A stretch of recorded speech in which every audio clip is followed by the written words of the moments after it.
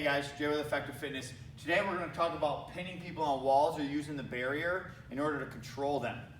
This could come off of punch defense, this could come off of fighting in a confined space, it could come off fighting against a vehicle. Again, our fundamentals, we're going to win inside head position, we're going to be changing our levels, and we're going to be trying to control the inside position here, whether it's hands on biceps, underhooks, wrist controls, all those things are going to play a factor here. One of the main things we're talking about when we're using a barrier to pin them is our knee position, our lead knee position, and our head. If I have Madeline here and I'm going to pin her against the wall, okay? Now I could have gotten into this position from many ways. Maybe she was starting to punch me, I'm going to cover and crash, and now I'm in here and I drove her into the wall.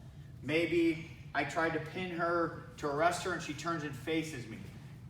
Whenever I get into this position where I have her on a barrier, could be against a vehicle with both doors shut, again, my knee, I'm going to change the levels if I need to and put my knee right between her legs. My knee is going to pin, okay? I'm going to pin, I'm going to kind of stop the mobility of her hips to start with. If I don't put that knee there and I go here, Mandy can just move her hips out of the way and start turning face me again, and now the barrier is not helping me. So I want to use this as my friend here. At the same time I do that, I'm controlling inside tie. So I'm inside the biceps. Maybe I'm on head and bicep. Maybe I'm underhooking wrist control to the pinky line. Nice high underhook. Some sort of inside control. My head is going to control her head. I'm going to try to make her look up if possible. If not, I'm going to make her look away. So I'm going to control her hips to the mat and her head to the mat. This is very uncomfortable for her.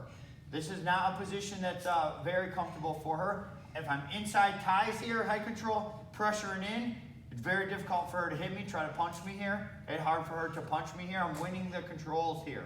I'm also protecting my gun belt from her being able to grab from this inside tie position with head position. Okay, now she tries to move those hips off one way or the other, very difficult to move them. I could go underhook, okay? Pinky line control. So we talk about wrist, but if we really get the pinky line, that's where we want to get. I'm still maintaining my knee pressure to stop the mobility of her hips, or at least slow those down. High underhook we talk about, especially with gun belts on. If I have a low underhook and she's deep whizzer, she's down here by my gun belt again. If I have a higher underhook, it's more difficult for her to get there. Still maintain awareness of your weapons. I'm also opening her insides up so she can't present her own weapons. Again, inside head position. What this allows me to do from here is work takedowns. I can knee tap and run. Okay? I could change to a body lock position and take her down from that position. One of the other ones I like, if it's a much higher use of force, very effective takedowns, is what we call the bar. Okay? My back underhook hand, which is this hand behind her back here, that's working the underhook. Okay, is going to slide down behind, create a bar between her legs, gable grip. Okay, again, our gable grip is like this, such. Hands together, rotate, squeeze, or like I'm rolling meatballs and squeeze.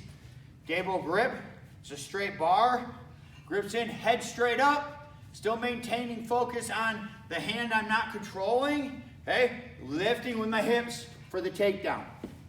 Okay.